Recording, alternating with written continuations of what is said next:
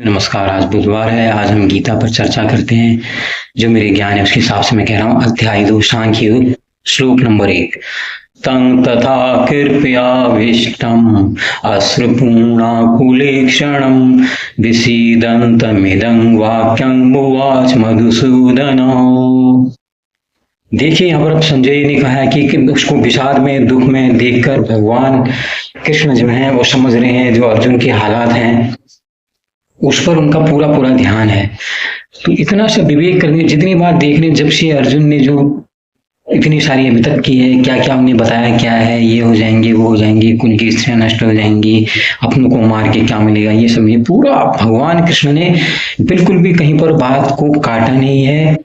पूरा एकदम देखा। जब पीछे वो बैठ गया है अपने धनुष बाण छोड़ के, उसके बाद जो है वो एकदम सारा कह चुकने के बाद पूरा बैठ गया है पीछे, और भगवान कृष्ण उसको देख रहे हैं। भगवान कृष्ण ने कहा अभी इसके मन के जो विकार हैं, मन का हाल है, उसको, मन को उसको हल्का हो जाने दो। जब मन का हल्का हो जाएगा तभी इसको शिक्षा देना वाजिब होगा। यह भगवान कृष्ण ने यह उसकी परिस्थिति जान ली थी। कोई और होता है तो बीच में टोकता, नहीं यार ये वो, बीच में राय देने लगते हैं, क्योंकि वो भगवान है, उनको पता है मन की स्थिति क्या है, कैसे समझाया जाता है। तो बड़े गौर से देख रहे हैं, पूरी बॉडी लैंग्वेज पढ़ने की कोशिश कर रहे हैं कि यार ये बंदा है क्या, कि चाह क्या रहा है, पूरा उसका जो मन है ना, उसको भगवान कृष्ण पढ़ने की यहाँ पर कोशिश कर रहे हैं। और उस कोशिश करने के बाद उन्होंने यहाँ पर जो कहा है अर्जुन को, वो श्लोक में, इस सांख्य के श्लोक अध्याय नंबर 2 के दूसरे श्लोक में, वो ही बड़ा गौर करने लायक है। अब मैं उसका वर्णन करता हूँ। श्री भगवान वाद उत सत्व कसमलमिदं विप्रीते समुपस्थितम् अनार्यजुष्टं सर्ग्यं कीर्तिकरम अर्जुनो।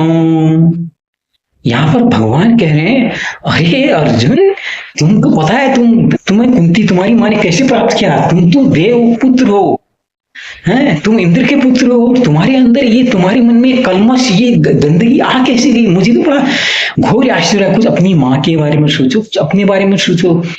तुम्हारे अंदर ये जितना बड़ा जो कुआ आ गया, ये घोर संकट क्या है? ये तुम्हारे जैसे आदमी को क्या ये शोभा देता है? कभी तुमने सोचा है अर्जुन इस चीज को?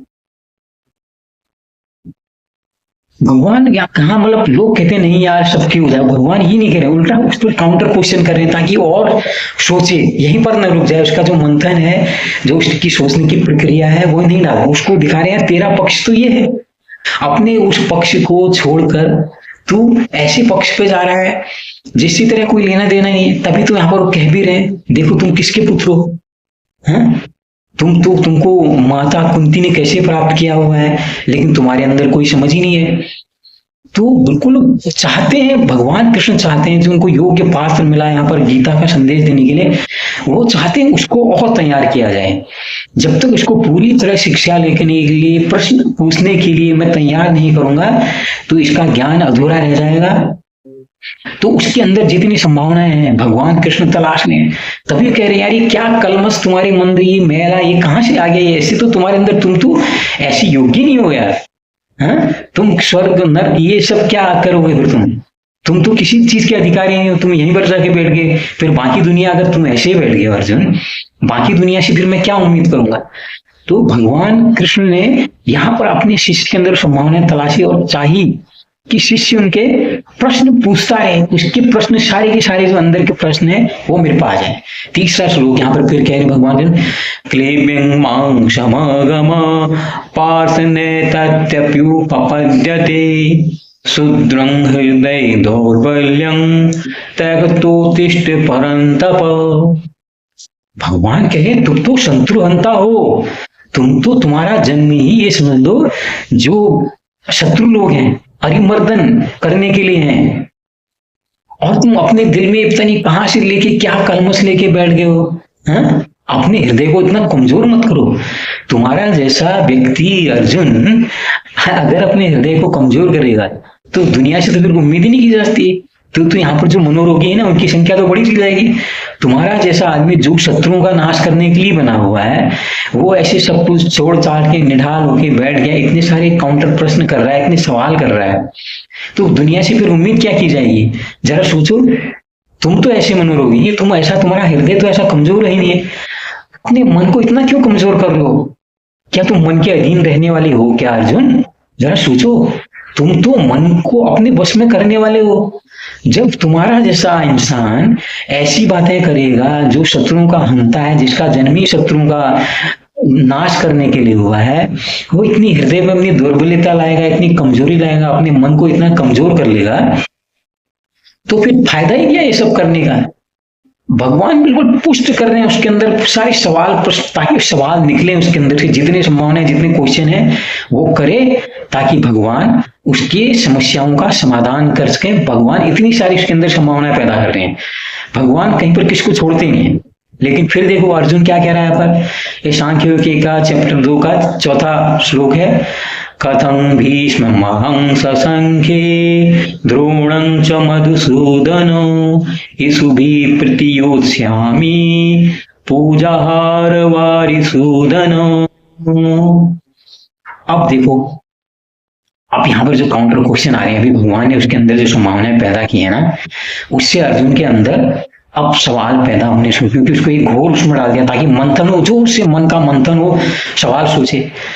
अब यहां पर बैठ के पहले कह रहा है, आप बताइए मधुसूदन, हे भगवान कृष्ण, वो गुरु द्रोण जिनसे मैंने ये सारी धनुर्विद्या की शिक्षा ली है, वो और भीष्म पितामह जो हमारे एकदम कुल के संरक्षक हैं पूरे अभी तक, जिनका सबने सम्मान दिया है, क्या पांडवों ने, क्या कौरवों ने, क्या अब हम उन पर भी तीर चलाएंगे? अब हमारी क्या इतनी हालत खराब हो गई है कि हमको अपने गुरु पर और अपने उस पर ये तीर चलाने पड़ेंगे? हालांकि ऐसा कहते हैं कि दुर्योधन ने, युधिष्ठिर ने पहले आह्वान किया था गुरु द्रोण और आप भीष्म, आप हमारे साथ शामिल हो जाइए, तब उन्होंने कहा था नहीं, हम तो अभी उसकी प्रजा हैं, इसलिए हम उसी का साथ देंगे। तो अर्जुन कह रहा है, देखिए अब मेरे साथ तो पहला प्रश्न यही है, वो गुरु जिसने मुझे इस काबिल बनाया है कि मैं यहाँ पर युद्ध में आके खड़ा हुआ हूं, मैं क्या उनके खिलाफ अस्त्र उठाऊं?